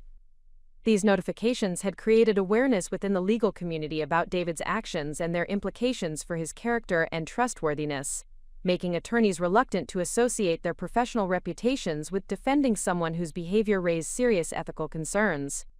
When David finally secured legal representation through attorney Michael Thompson, a criminal defense specialist who accepted difficult cases involving domestic violence and international complications, the initial case assessment revealed the limited options available for defending against the comprehensive evidence that the prosecution had assembled. Attorney Thompson's preliminary review confirmed that the criminal charges were well supported by documented evidence and witness testimony that would be difficult to challenge effectively in court proceedings. The federal component of David's legal troubles emerged when the United States Attorney's Office for the Southern District of California initiated parallel prosecution under federal statutes related to document fraud, false statements to federal agencies, and interference with consular services. The federal charges carried more severe penalties than the state criminal proceedings and involved agencies with greater investigative resources and prosecutorial experience in complex international cases. The federal prosecution was coordinated with the Border Patrol Investigation Unit that had reviewed David's false statements during the border crossing process and determined that his deliberate misrepresentation of his intentions constituted criminal fraud against federal agencies. The investigation revealed that David had provided false information about his travel plans, his intentions regarding my status, and his reasons for crossing back into Mexico with both sets of travel documents. The Border Patrol investigation also uncovered additional evidence of David's calculated planning through analysis of his communication records, travel arrangements, and financial transactions related to the Mexico City trip. This evidence demonstrated that David's abandonment was premeditated rather than impulsive, which supported the prosecution's argument that his actions constituted serious criminal behavior warranting substantial penalties. The international cooperation component of David's legal troubles involved coordination between United States and Mexican authorities regarding his false statements to border officials in both countries and his deliberate abandonment of a United States citizen in Mexican territory. The Mexican authorities were pursuing their own investigation into David's actions under statutes related to false reporting and creating public danger through abandonment of individuals without proper documentation. The multi-jurisdictional nature of the legal proceedings created complex coordination requirements that Attorney Thompson struggled to manage effectively. The simultaneous prosecution under state, federal, and international jurisdictions created multiple legal proceedings with different procedural requirements, evidence standards, and potential penalties that made comprehensive defense strategy development extremely challenging and expensive. David's professional consequences escalated when the International Association of Trade Consultants completed their ethics investigation and determined that his calculated abandonment of his spouse at an international border constituted conduct incompatible with professional membership standards. The association's ethics committee voted unanimously to revoke David's professional credentials and terminate his membership privileges indefinitely, effectively ending his ability to maintain professional standing within his primary industry organization. The professional sanctions extended to other business organizations and trade associations, where David held memberships or credentials relevant to his consulting practice. The systematic documentation of his criminal behavior and the official nature of the evidence provided by law enforcement agencies created grounds for ethics investigations that resulted in suspension or termination of professional privileges across multiple organizations. The cumulative effect of these professional sanctions was to eliminate David's ability to maintain the professional relationships and credentials that were essential for his international consulting business. His clients began terminating contracts and refusing to renew agreements once they became aware of the criminal charges and professional sanctions that raised serious questions about his trustworthiness and reliability. The financial impact of David's legal troubles was magnified by the civil proceedings that Rebecca Santos had initiated to protect my interests and seek appropriate remediation for the economic damages caused by his systematic abuse and abandonment. The civil litigation included claims for emotional distress, professional interference, economic harm, and punitive damages that reflected the calculated nature of his controlling behavior and criminal actions. The civil proceedings also included asset preservation measures that prevented David from disposing of marital property or business assets that might be needed to satisfy judgment awards or legal expenses. These protective measures ensured that financial resources would be available for appropriate compensation, while preventing David from avoiding accountability through asset transfer or business restructuring. Rebecca Santos coordinated the civil litigation strategy with the criminal prosecution to ensure that the proceedings supported each other while maximizing the legal consequences for David's behavior. The coordination between civil and criminal proceedings created comprehensive accountability that addressed both the immediate criminal behavior and the broader pattern of systematic abuse that had preceded the border abandonment incident. David's attempts to minimize the damage to his reputation and business relationships through public relations efforts and direct communication with former clients and professional contacts proved largely ineffective due to the official nature of the criminal charges and the documented evidence of his behavior. His explanations that the charges resulted from marital disputes or misunderstandings were contradicted by the systematic evidence that prosecution agencies had assembled and the professional investigations that had confirmed the serious nature of his actions. The public nature of criminal proceedings meant that information about David's charges and the circumstances of his abandonment became available through court records and legal databases that potential clients and business partners could access during routine background investigations.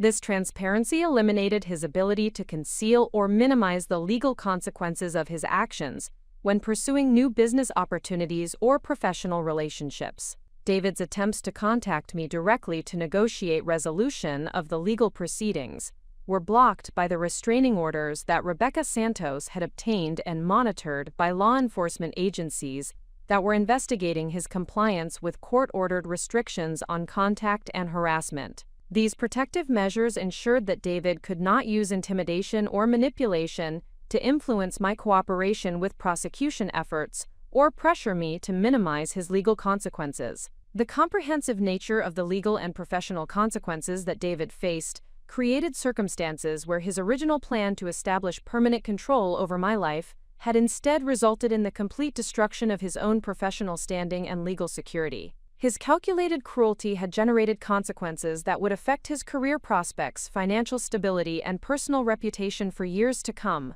while providing me with comprehensive protection and appropriate remediation for his systematic abuse.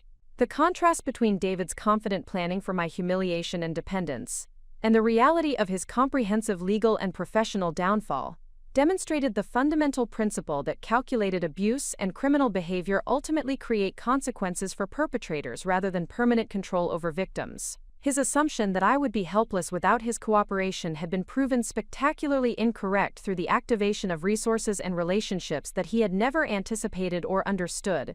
The systematic documentation of David's controlling behavior and criminal actions had created permanent official records that would follow him indefinitely, affecting his ability to obtain professional credentials, maintain business relationships, or avoid scrutiny during background investigations for future opportunities. His moment of calculated cruelty had become a permanent marker of his character and judgment that would influence how others evaluated his trustworthiness and reliability. The effectiveness of my strategic preparation and relationship building in overcoming David's abandonment and creating comprehensive accountability for his actions validated the importance of proactive planning and professional network development for protecting against systematic abuse. The resources that had enabled my successful crisis response continued to provide security and support during the legal proceedings, while ensuring that David faced appropriate consequences for his calculated betrayal and criminal behavior. The formal commencement of legal proceedings against David represented a critical transition from crisis response to systematic accountability through established judicial processes. Assistant District Attorney Maria Elena Vasquez had structured the prosecution strategy to demonstrate the calculated nature of David's abandonment, while establishing clear precedent for future cases involving systematic spousal abuse through document control and international abandonment tactics. The prosecution's case presentation began with comprehensive documentation of David's controlling behavior patterns that had preceded the border incident. The evidence included detailed records of his systematic restriction of my access to identification documents, financial surveillance and control mechanisms, professional interference activities, and explicit threats about consequences for defying his authority over my career and travel activities. The systematic nature of this evidence demonstrated that David's abandonment was not an isolated incident of poor judgment during travel complications, but rather the culmination of a deliberate campaign to establish complete control over my legal status and freedom of movement. The prosecution's narrative showed how each element of David's controlling behavior had contributed to creating circumstances where he believed he could abandon me with impunity while forcing my dependence on his cooperation for basic survival and return to the United States. The testimony phase of the criminal proceedings included detailed statements from consular personnel who had responded to my emergency situation, law enforcement officers who had investigated David's false statements to border authorities, and professional colleagues who had witnessed his inappropriate attempts to interfere with my conference participation and official duties. These testimonies provided objective validation of the systematic nature of David's abuse and the serious professional consequences of his behavior. Margaret Chen Williams provided expert testimony regarding emergency consular services for abandoned spouses and the procedures that were required to verify my citizenship status and authorize emergency document replacement. Her testimony established the official recognition that David's actions constituted deliberate spouse abandonment rather than accidental separation, while demonstrating the systematic nature of the emergency response that had been necessary to address his calculated cruelty. Dr. James Morrison testified regarding the psychological impact of calculated abandonment and the specialized support services that were required for individuals who had experienced systematic control and manipulation by intimate partners. His testimony provided professional context for understanding the serious emotional harm that David's actions had created, while validating the comprehensive nature of the support services that had been necessary for my recovery and protection. Rebecca Santos provided testimony regarding the civil legal implications of David's actions and the systematic approach that had been required to protect my financial interests and personal safety from further retaliation. Her testimony established the professional legal assessment that David's behavior warranted comprehensive protective measures and civil remediation beyond simple criminal prosecution. The prosecution's presentation of financial evidence demonstrated how David had used systematic control over banking access and document possession to create economic dependency that supported his overall strategy for controlling my independence and professional activities. The financial evidence showed how economic manipulation had been integrated with document control and psychological intimidation to create comprehensive circumstances designed to prevent my ability to leave or resist his authority. The defense strategy developed by attorney Michael Thompson attempted to minimize David's criminal culpability by characterizing his actions as misguided attempts to protect his marriage, rather than calculated criminal behavior designed to control and manipulate through systematic abuse.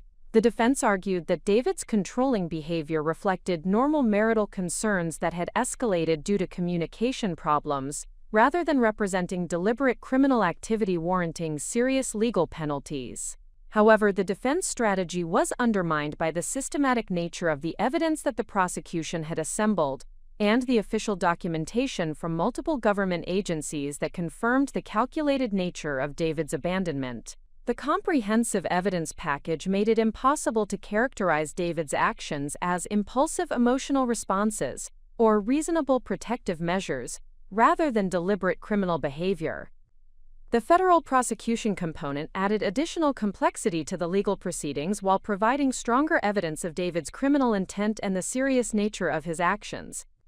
The federal charges focused on David's false statements to border authorities and his deliberate interference with consular services through his abandonment tactics, which carried substantial penalties and involved agencies with extensive investigative resources. The federal investigation had uncovered additional evidence of David's premeditation through analysis of his communication records, financial transactions, and travel arrangements that demonstrated systematic planning for the abandonment rather than spontaneous poor judgment during travel complications. This evidence provided strong support for the prosecution's argument that David's actions warranted serious criminal penalties rather than minimal consequences for domestic disputes. The international cooperation component of the legal proceedings involved coordination with Mexican authorities who were pursuing their own investigation into David's false statements and abandonment activities.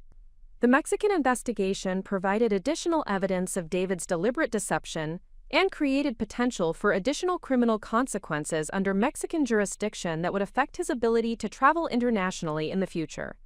The civil litigation proceedings advanced simultaneously with the criminal prosecution, while addressing the broader financial and personal consequences of David's systematic abuse and abandonment. Rebecca Santos had structured the civil case to seek comprehensive compensation for the economic damages, professional interference, emotional distress, and punitive damages that reflected the calculated nature of David's controlling behavior. The civil discovery process revealed additional evidence of David's systematic financial manipulation and document control that supported both the civil claims and the criminal prosecution. The financial records obtained through civil discovery showed how David had used banking access restrictions and document control to create economic dependency, while gathering intelligence about my professional activities and personal relationships. The asset preservation measures that had been implemented through the civil proceedings ensured that David's business assets and marital property remained available to satisfy potential judgment awards while preventing him from avoiding financial accountability through asset transfer or business restructuring. These protective measures provided security for appropriate compensation while demonstrating the serious financial consequences of his calculated abuse. During this period of intensive legal proceedings, I focused on rebuilding independent living arrangements and professional relationships that were secure from David's knowledge or potential retaliation. The transition to independent living required systematic changes to financial accounts, professional contacts, residential arrangements, and communication systems that would provide comprehensive security while enabling me to resume normal professional and personal activities. The financial reconstruction process involved establishing new banking relationships, credit accounts, and investment arrangements that were completely separate from David's knowledge or control. These financial arrangements provided security for current living expenses while building resources for long-term independence and professional development that would not be vulnerable to David's interference or retaliation. Dr. Morrison's organization provided ongoing consultation regarding security measures and risk assessment during the transition period, ensuring that my residential and professional arrangements provided appropriate protection while enabling normal activities and relationship building. The security consultation recognized that David's legal troubles might motivate retaliatory behavior that could affect my safety and required ongoing monitoring and adaptive protection measures. The professional reconstruction process focused on strengthening my relationships with colleagues and government agencies, while building new opportunities that leveraged my experience with international crisis management and cross-border coordination. My successful navigation of the abandonment crisis had demonstrated practical expertise in emergency response and international cooperation that created valuable professional credentials and networking opportunities. Margaret Chen Williams facilitated introductions to other consular personnel and international development professionals who were interested in my expertise with crisis management and cross-border educational coordination. These professional relationships provided opportunities for expanded consulting work and leadership roles that built on my demonstrated capabilities in managing complex international situations under pressure. The expanded professional network included connections with other organizations that provided services to individuals who had experienced international crises, domestic abuse, and systematic control by intimate partners. These relationships created opportunities to contribute to policy development and service improvement while using my experience to help other individuals who faced similar challenges. The American Bar Association's International Law section invited me to participate in working groups that were developing best practices for legal representation of individuals who experienced international domestic abuse and abandonment. My first-hand experience with the challenges of obtaining emergency legal services and coordinating multi-jurisdictional response provided valuable insights for improving legal protections and response procedures. The International Association of Social Workers requested my participation in training programs for professionals who worked with individuals experiencing cross-border domestic abuse and document theft. My experience with emergency response coordination and the systematic approach to building protective relationships provided practical knowledge that could help other professionals develop effective intervention strategies. These professional opportunities represented significant career advancement that had emerged from my successful navigation of David's calculated abandonment and my demonstrated expertise in crisis management and international coordination. The professional recognition validated my capabilities while providing expanded opportunities for meaningful work that contributed to protecting other individuals from similar systematic abuse. The legal proceedings continued to advance through established judicial processes, while David faced mounting evidence of his criminal behavior and systematic abuse. The comprehensive nature of the prosecution's case and the strength of the evidence made plea negotiation difficult, while ensuring that David would face substantial consequences for his calculated cruelty and criminal actions. Assistant District Attorney Vasquez maintained regular communication regarding the progression of criminal proceedings and the expected timeline for resolution through trial or plea agreement. The prosecution remained confident in the strength of their case while being prepared for extended legal proceedings if David chose to contest the charges rather than accepting responsibility for his behavior. The civil litigation advanced toward resolution through mediation and settlement negotiations that focused on appropriate financial compensation and protective measures that would ensure David could not repeat his controlling behavior or retaliate against my professional activities. Rebecca Santos structured the settlement discussions to maximize financial recovery while establishing permanent legal protections that would prevent future harassment or interference. The comprehensive legal and professional response to David's abandonment had achieved multiple important objectives that validated the effectiveness of strategic preparation and relationship building for overcoming systematic abuse. Criminal prosecution ensured appropriate accountability for David's behavior, while creating legal precedent that would protect other individuals from similar calculated cruelty. Civil litigation provided financial compensation and permanent protective measures that supported my independent reconstruction while preventing future abuse or retaliation. Up next, you've got two more standout stories right on your screen. If this one hit the mark, you won't want to pass these up. Just click and check them out. And don't forget to subscribe and turn on the notification bell so you don't miss any upload from us.